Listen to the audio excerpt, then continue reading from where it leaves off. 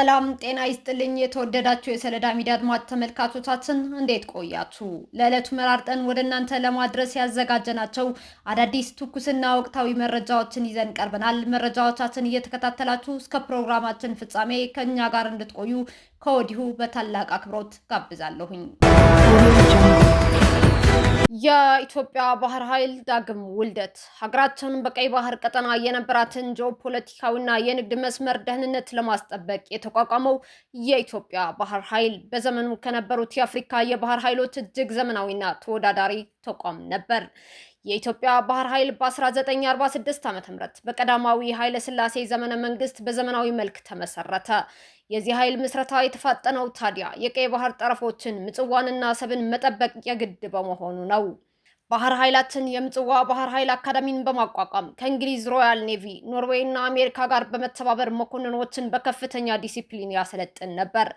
በደርግ ዘመነ መንግስት የባህር ኃይሉ ይበልጥ እየተጠናከረ ሄደ። ባህር ኃይላችን በወቅቱ ዘመናዊ የጥበቃ መርከቦች፣ ፈጣን አጥቂ ጀልባዎች፣ የባህር ላይ ፈንጂ አምካኝ መርከቦችና ከሶቪየት ህብረት የተገኙ የሚሳኤል ተሸካሚ ጀልባዎች ባለቤትም ነበር። ይሁን እንጂ በሰሜን የሀገራችን ክፍል ጦርነቱ እየተባባሰ በመምጣቱ ሰራዊቱ መደበኛ ጥበቃውን ትቶ የህይወት መስዋዕትነት የጠየቁ ከባድ ውጊያዎችን በቀይ ባህር ጠረፎች ላይ ለማድረግ ተገዷል። የ1983 የፖለቲካ ለውጥና የባህር በር ማጣት በኢትዮጵያ ባህር ኃይል ላይ ያደረሰው ጉዳት ከፊል ሳይሆን ሁለንተናዊና አውዳሚ ነበር። የባህር ኃይል ያለ ባህር በር ሊኖር ስለማይችል ሰራዊቱ ታሪካዊ መሰረቱን አጣ።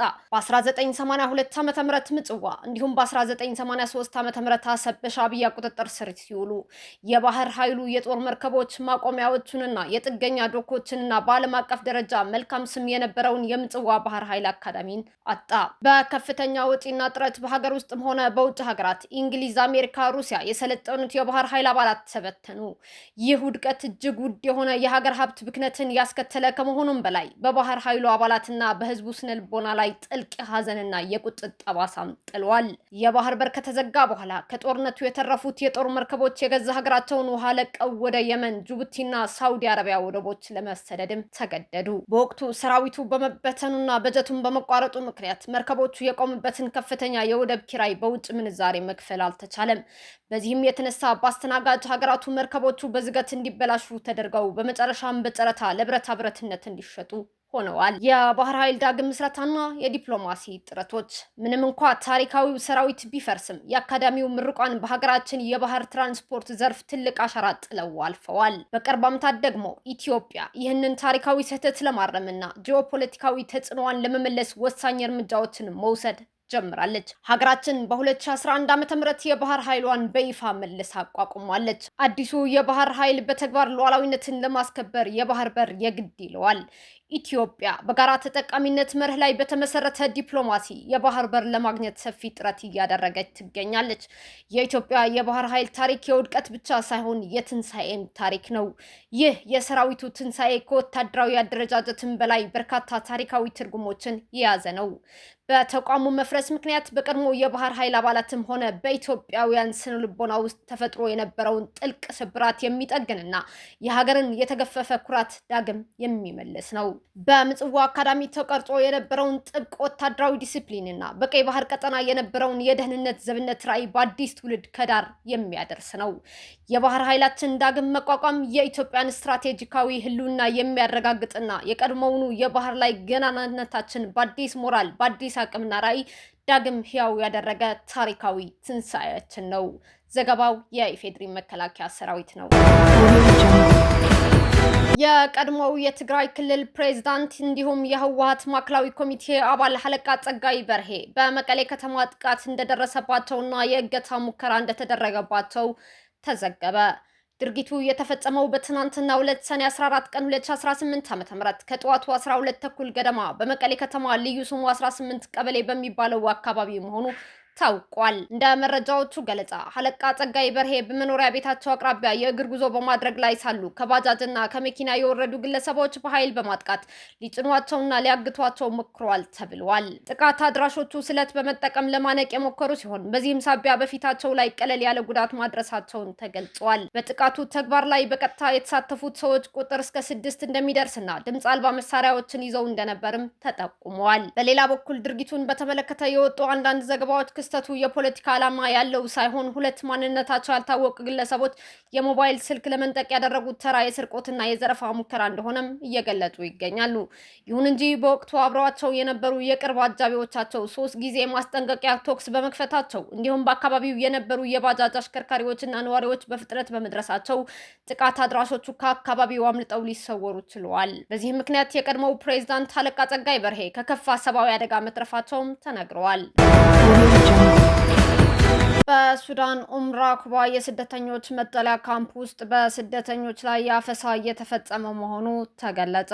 በሱዳን በሚገኘው የኡምራ ኩባ የስደተኞች መጠለያ ካምፕ ውስጥ የሚገኙ ተፈናቃዮችን ኢላማ ያደረገ ሰፊ የግዳጅ አፈሳ፣ የእስራትና የማስፈራራት ዘመቻ በጽንፈኛው ህወሓት እየተካሄደ መሆኑን ከአካባቢው የተገኙ መረጃዎች አመላክተዋል። ድርጊቱን አስመልክተው በወጡ መረጃዎች መሰረት ከቅርብ ቀናት ወዲህ በካምፕ ውስጥ ጥገኝነት ጠይቀው በሚገኙ ስደተኞች ላይ የሚፈጸመው በደልና እንግልት በከፍተኛ ሁኔታ ጨምረዋል። ይህ በተቀነባበረ መልኩ እየተካሄደ ያለው ከፍተኛ አፈሳ ስደተኞቹን የተጠለሉበት የካምፕ ቀጠና ትተው ወደ ተለያዩ አካባቢዎች እየተበተኑ እንደሆነም ታውቋል። ይህንን በጽንፈኛው ህወሓት እየተፈጸመ ያለው ስልታዊ ጥቃት፣ አፈሳና የማስፈራራት ድርጊት በቀጥታ እየመሩና እያስፈጸሙ ይገኛሉ የተባሉ ዋና ዋና አካላትም ስም ዝርዝራቸው ይፋ ሆኗል። በዚሁም መሰረት የካምፑ አስተዳዳሪ ነኝ በማለት የተካሄደውን እንቅስቃሴ በግንባር ቀደምትነት የሚመራው ሰለሞን የተባለ ግለሰብ፣ የህዝብ ግንኙነት ኃላፊ የተባለ ሬድዋን፣ የጸጥታ ኃላፊ ነኝ በማለት በካምፑ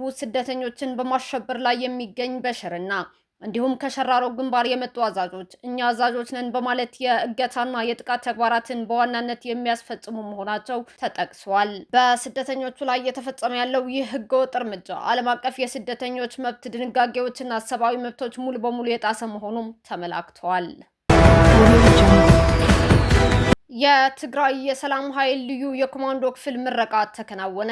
ለበርካታ ወራት በልዩ ሁኔታ ጥብቅ ስልጠና ሲከታተሉ የነበሩ የትግራይ የሰላም ኃይል ልዩ የኮማንዶ አባላት በትናንትናው ዕለት ሰኔ 14 2018 ዓ.ም በደመቀ ሁኔታ መመረቃቸው ኃይሉ አስታውቋል። በምረቃው ስነ ስርዓት ላይ እንደተመላከተው ይህ አዲስ ተመራቂ የኮማንዶ ኃይል በአሁኑ ወቅት በትግራይ ክልል ላይ የተጋረጠውንና አካባቢውን ያጨለመውን በጽንፈኛ ህወሓት የመጣ ከባድ ፈተና በአጭር ጊዜ ውስጥ ለመቀልበስ ቁርጠኛ አቋም የያዘ አዲስ ውልድ መሆኑ ተገልጿል። ኃይሉ ባወጣው መግለጫ አሁን በትግራይ ስልጣን ላይ ያለውና የህዝብ ደም የጠማው ሲል የጠራውን የህወሓት ቡድንና ተባባሪዎቹን ሙሉ በሙሉ ጠራርጎ በመጣል በትግራይ ወጣቶች ላይ እየደረሰ ያለውን መከራ ለማቆምና ህልውናቸውን ለማብሰር የተፈጠረ የቁርጥ ቀን ኃይሉ መሆኑን አስታውቋል። በመሆኑም የትግራይ ወጣቶች እንደ እንስሳ አሳልፎ ከሚሸጣቸውና ለግል ጥቅሙ ከሚለውጣቸው የሽፍታው የህወሓት ቡድን ሙሉ በሙሉ የሚላቀቁበትና ነፃነታቸውን የሚያውጁበት ጊዜ እጅግ በጣም ቅርብ መሆኑን በመጠቆም ወጣቱ ለዚህ አዲስ ምዕራፍ እንዲዘጋጅ ጥሪ ቀርቧል። ደቡብ አፍሪካ በአፍሪካ አህጉር ውስጥ ከፍተኛ የኢንዱስትሪ እድገት ካስመዘገቡና ዘርፈ ብዙ የኢኮኖሚ መዋቅር ካላቸው ሀገራት መካከል ግንባር ቀደሙን ስፍራ ይዛ መቀጠሏ ተገለጸ። ደቡብ አፍሪካ በተወሰኑ የተፈጥሮ ሀብቶች ላይ ብቸኛ ጥገኛ ከሆኑ በርካታ የአፍሪካ ኢኮኖሚዎች በተለየ መልኩ በማኒፋክቸሪንግ፣ በአገልግሎት፣ በግብርናና በማዕድን ዘርፎች ላይ የተመሰረተ ሚዛናዊ የኢኮኖሚ መዋቅር ባለቤት መሆን ችላለች። ደቡብ አፍሪካ በአፍሪካ እጅግ የላቀና የዘመነ የማኒፋክቸሪንግ ዘርፍ መናኸሪያ ስትሆን ከአውቶሞቢልና ከብረት ማምረቻ ጀምሮ እስከ ኬሚካሎችና የተቀነባበሩ ምግቦች ምርት ድረስ ያሉ በርካታ ኢንዱስትሪዎችን በውስጧ ይዛለች። የአውቶሞቲቭ ማኒፋክቸሪንግ፣ የወርቅና የአልማዝ ማዕድን ቁፋሮ፣ የፋይናንስ ዘርፍ እንዲሁም ግብርና ለሀገሪቱ ዋነኛ የኢኮኖሚ ምሰሶዎች መሆናቸው የተጠቀሰ ሲሆን እነዚህ ዘርፎች ደቡብ አፍሪካን ታላቅ የኢኮኖሚ ኃይል ከመሆኗን ባሻገር ወደ ደቡባዊ የአፍሪካ ገበያ ለመግባት እንደ ዋነኛ መሸጋገሪያ በር እንድታገለግል ከፍተኛ አስተዋጽኦ አበርክተዋል ሲል የዘገበው ግሬት አፍሪካ ነው። አሜሪካና ኢራን በ60 ቀናት ውስጥ የመጨረሻ ስምምነት ላይ ለመድረስ ተስማሙ። አሜሪካና ኢራን በኒውክሌር ጉዳይ በተጣሉ ማዕቀቦችና በክርክር አፈታት ዙሪያ በሚቀጥሉት 60 ቀናት ውስጥ የመጨረሻ ስምምነት ላይ ለመድረስ የሚያስችላቸው ፍኖተ ካርታ ማጽደቃቸው የፓኪስታንና የኳታር አሸማጋዮች በጋራ መግለጫ አስታውቀዋል።